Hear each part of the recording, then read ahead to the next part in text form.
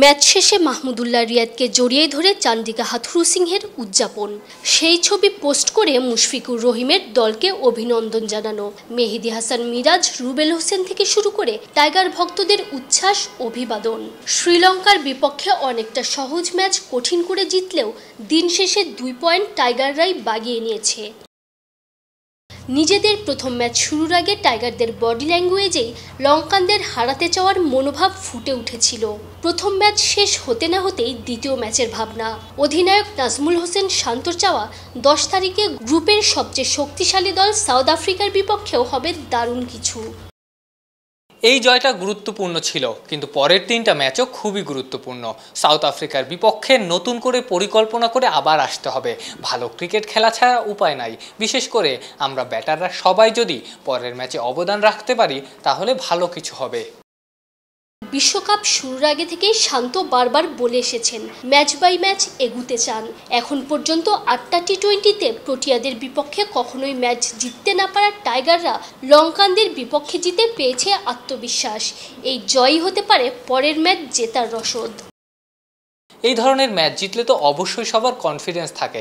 যেহেতু এই ম্যাচটা আমরা জিততে পেরেছি, সবার একটা বাড়তি আত্মবিশ্বাস তো থাকবেই। এই আত্মবিশ্বাসটা নিয়ে যদি পরের ম্যাচে যেতে পারি, আশা করব অবশ্যই ভালো কিছু হবে।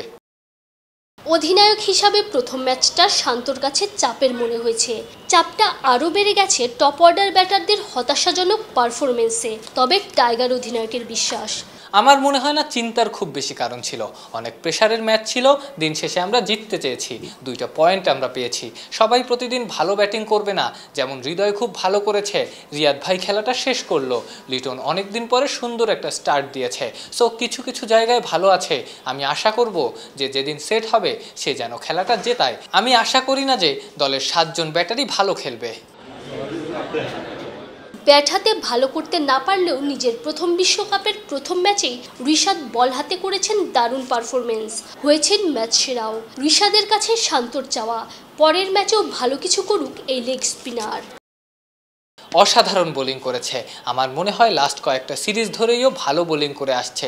যেভাবে ও প্র্যাকটিস করে, ওর প্রিপারেশন খুবই ভালো। আমরা সব সময় স্ট্রাগল করি, আমাদের একটা লেগ স্পিনার নাই, ও এই জায়গাটা পূরণ করেছে। আমি আশা করব যে সামনের ম্যাচে ও দলের জন্য অবদান রাখবে। নিশ্চিন্তে খান স্বাস্থ্যকর অল টাইম পান, অল টাইম হেলদি লাইফ। লঙ্কানদের বিপক্ষে ম্যাচের আগে সহ অধিনায়ক তাসকিন আহমেদ বলেছিলেন একটা জয় সবকিছু বদলে দিতে পারে।